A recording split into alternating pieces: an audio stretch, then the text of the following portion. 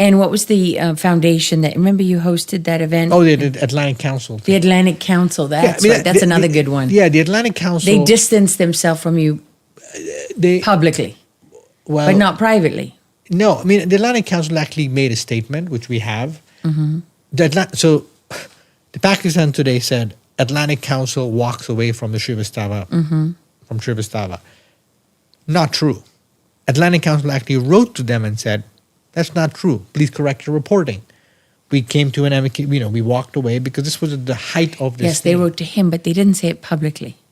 They were hoping the newspaper will correct the record. No, they were a bunch of cowards who were playing it both ways. You don't want to say it because you're too nice still, but you got to call a spade a spade. They allowed that false narrative out there to persist. They never corrected the record publicly, and they screwed you over.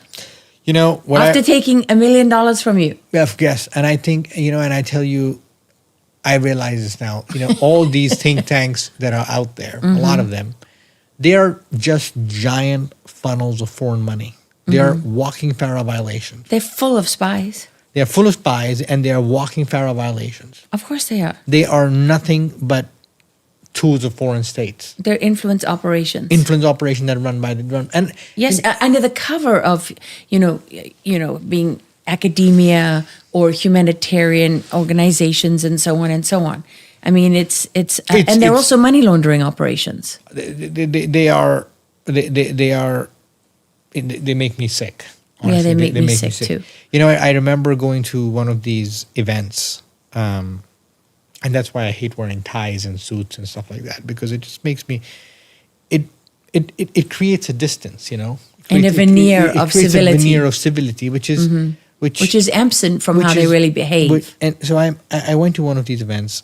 I don't remember for which organization it was, and I am there in this dressed up, and everybody's dressed up, and we're talking about we have pictures on. You have been to the events, but you have pictures on the wall of hungry children and this, and the champagne they're serving is like enough to feed a small African nation for a week. And again, I go back to the same story that I remember, in Compton. It's like, how can you sit there and talk about helping people when you are sitting here in this giant, lavish, extravagant thing, and you're talking about nothing? You're basically patting yourself on the back in a beautiful looking tuxedo. You know what you're doing? You're buying a free pass. This is your guilt-free pass. This is what these people do. And I'm not talking about the operational level people. I'm talking about, the rest of them, those who gather like this. It's like, I don't have to feel guilty about my millions and billions because look at what I do, right? I'm doing my bit.